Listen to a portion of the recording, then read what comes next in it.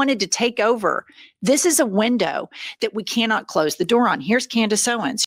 I'll be honest. I don't think, I think Candace Owens and like Nick Fuentes and Matt Walsh and Steve Bannon would love for people like myself to be deplatformed and maybe even arrested.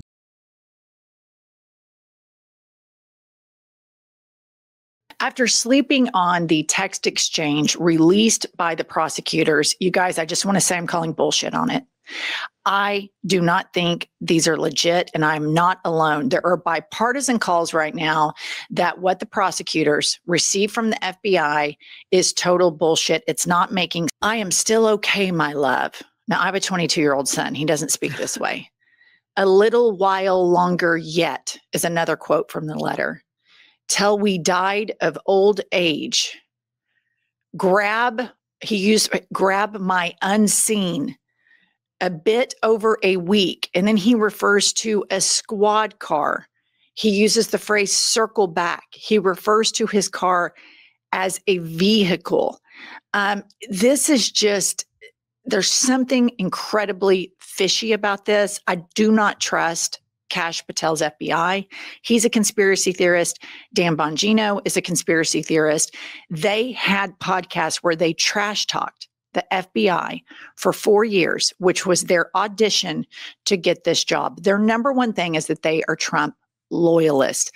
I'm just not buying that this kid texted, ever since the election, my dad's been hardcore MAGA. If he and this roommate were in a romantic relationship, why do you have to say that? That would be assumed. Why are you giving all these details about changing clothes? I'm just telling you guys, it stinks to high heaven. I'm not buying it. I don't trust anything that this administration puts out. They immediately, here's one of the main reasons as well, aside from knowing that 22-year-olds don't text like this. One of the main reasons is immediately after Charlie Kirk, there was a organized, coordinated messaging attack on the right, that this was left-wing ideology, that these were leftists that did this. And then within 12 hours, it had swollen into left-wing transgender cells. That's what, before they even had this guy. And here's another tell in this letter, in the text exchange. He says, the roommate allegedly says, I thought they caught the guy. And then Robinson responds, that was some old crazy dude. So let me get this straight. You're worried about the rifle that you reassembled while you're changing clothes and you're texting all these details to your. I'm 22 and I called my girlfriend my love. Yeah, no, that part is not that suspicious. I don't think that is the part that invites scrutiny. I think the part that invites scrutiny is where he says, remember when I was actually doing the bullet casings? Ha ha. I wrote those memes on the bullet casings. It's making me lose my mind every time I hear the notices bulge ooh woo on Fox News. Remember? It's just like, what do you, like, what does that, how does that come up in any conversation at all? Like, try to put yourself in the mindset of either of these people in this back and forth, and you will realize how crazy that sounds. It comes across like he's basically tying himself back to this crime. Roommate, but you're also logged into your phone analyzing, and you know that some guy was picked up and then released. I don't know that I even knew that at that time. And I'm not trying to allegedly stash a weapon. I'm calling bullshit. I don't believe this for a second. I agree with you. It's too convenient, given what you said. The immediate narrative was it was a leftist trans person, but he didn't fit the narrative. White, Christian, MAGA, Mormon. It did not fit their narrative. And that's never stopped Donald Trump from lying or corruption before. So why should it now? And moving along, I want to highlight this tweet from Hasan Piker.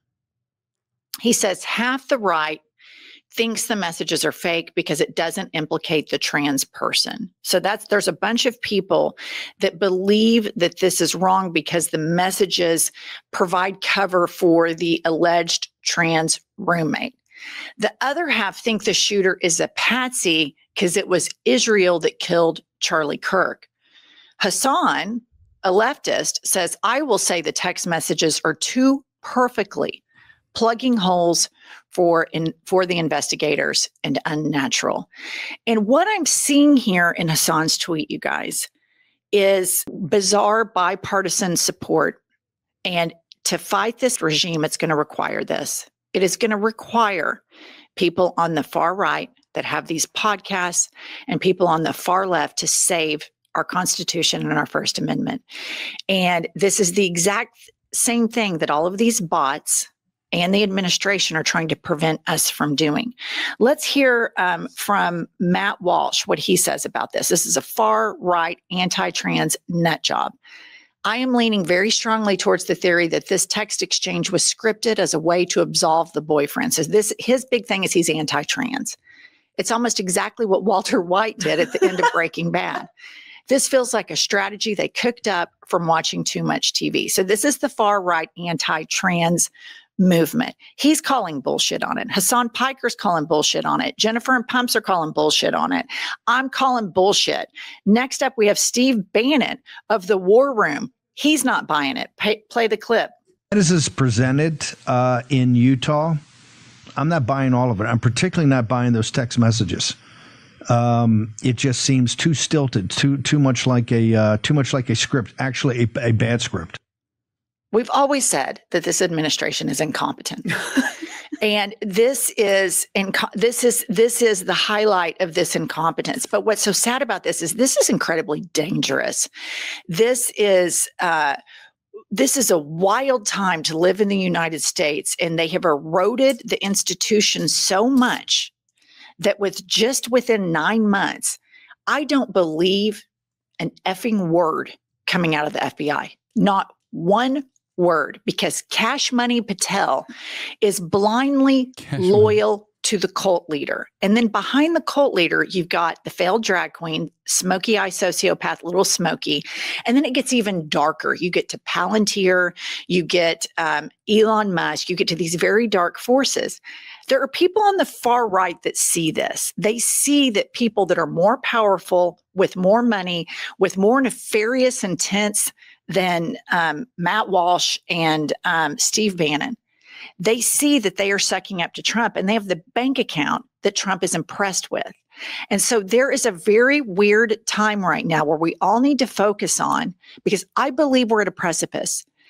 I believe it's going to take some level of bipartisan voices to save this democracy. And I'm starting to see that this could possibly happen, because if the right wing is calling bullshit on the FBI that they wanted to take over, this is a window that we cannot close the door on. Here's Candace Owens. I'll be honest. I don't think, I think Candace Owens and like Nick Fuentes and Matt Walsh and Steve Bannon would love for people like myself to be deplatformed and maybe even arrested. I don't even believe for a brief moment. I think they're just farming the discontent. I think they're farming the discontent. I don't think there's any like higher priority that they hold.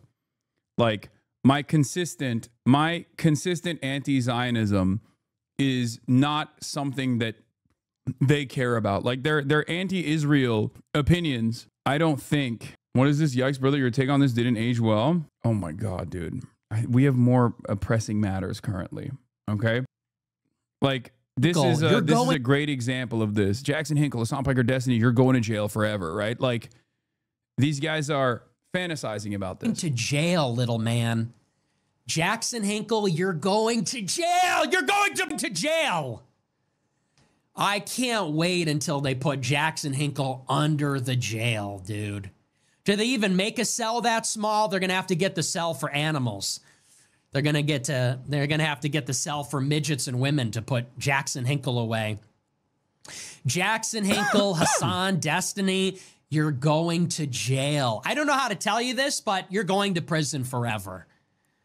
Hasan is being deported. Destiny and Jackson. I'm literally an American citizen. Like I was born here. You know what I mean? He's just fantasizing about the administration just like doing this kind of stuff. But I don't even think Jackson Hinkle is in the United States. Jackson Hinkle are being imprisoned forever. The world will be a better place. Born Aryan sent $30. Born Aryan sent $30. What a fantastic way to end that clip. Yeah, Nicolas Fuentes talking about deportations.